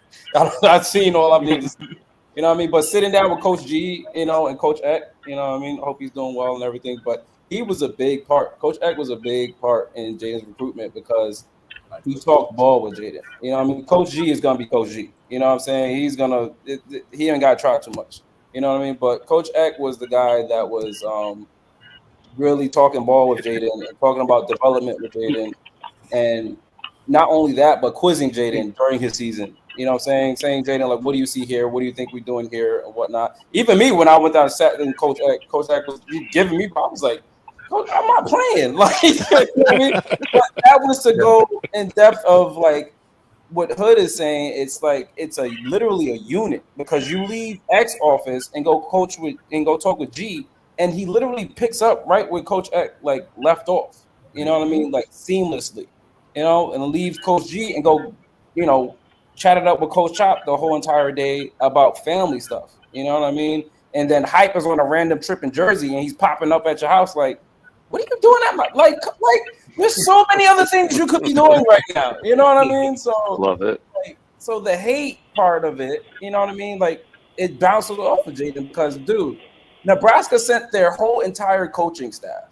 You know, go on Jaden's Twitter. You know, they sent their entire coaching staff after Jaden and still couldn't have the same impact of one coach visiting. You feel what I mean? So that speaks volumes about what Hype is really about. They sent that's an expensive flight to send an entire coaching staff, hotels, everything included. I'm sure they come to get other kids, but to send a whole staff for a kid, you know what I mean? Like that's a big and to lose. That's a big right? You know what I mean? Meals, you know what I mean? I don't think that gets talked about enough, man. I love hearing that. It doesn't, man. Did It's so much Nebraska back? I'm sorry? Did Nebraska back this guy or no? He's talking about his nephew. He's talking about Jaden Lofton. Yeah. So, you know, we get the hate because he's a North kid. You know what I mean? You're always going to get that because he's a North kid. You know what I mean? But, you know, let something, you know, turn in their favor. You know, oh, yeah, we stole him and this and this. And that's what every kid, even with Kobe going to, where he ended up, you know what I mean? Like, oh, see, secondary. And they give Martinez on it. You know what I'm saying? Until Martinez proves it wrong. It's just on and on and on and on and on. You know, like Boogie said, what happened to me lately at the end of the day. You know what I mean? It doesn't matter. Hype could literally beat Georgia, lose to Oklahoma, and we're right back at ground zero. You know what I mean? Mm-hmm. I actually rather lose to Georgia than lose to Oklahoma later. They're gonna learn so much from this loss, is what I was talking to Jaden and them about. Y'all gonna learn so much for this loss. You know what I mean? Like Ty Redmond, the way he came out, you know, of the locker room, you could see in his face. I was like, I would hate to be lined up against that kid in practice from now on, because he's a physical specimen. He just doesn't have the savvy that Hood has, and that just comes with experience. You know what I mean? But him physically looks bigger, better than Hood. If you line him up and you don't know, you don't turn the film on, you line him up and say, who are you taking? You're taking Ty Redmond all day, every day. He looks like 6'3", 190, something like that. It's like, can you imagine how they're going to be next year?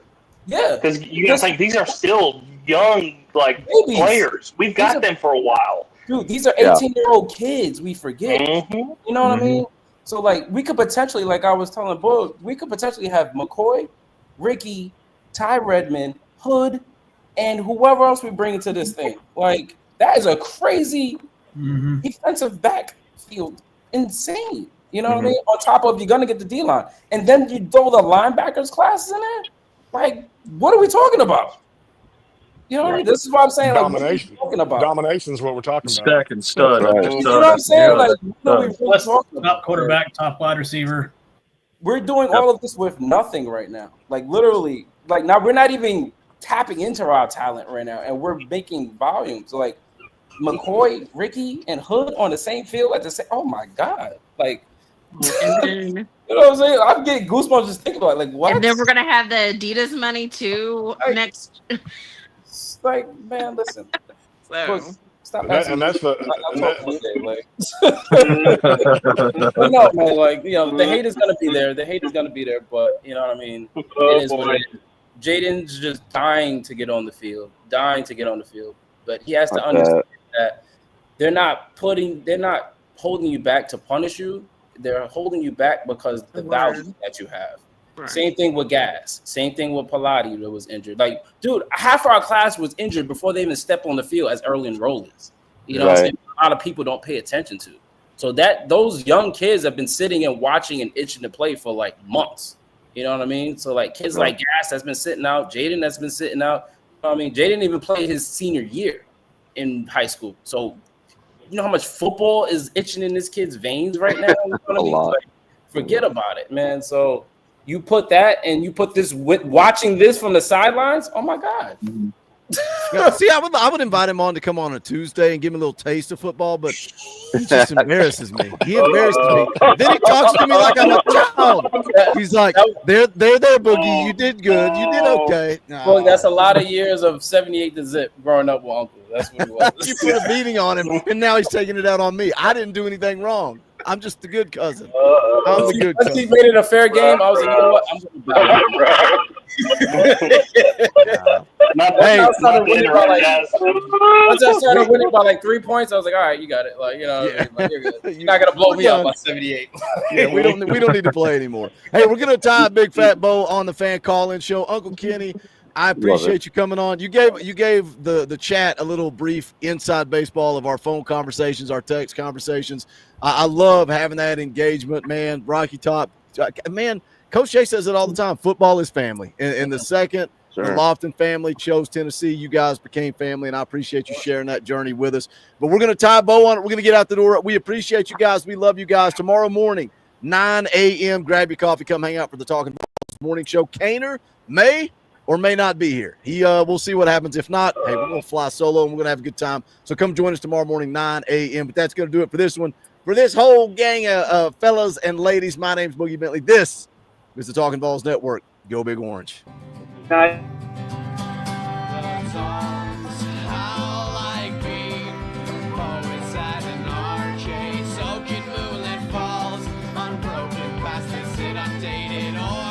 That we call home.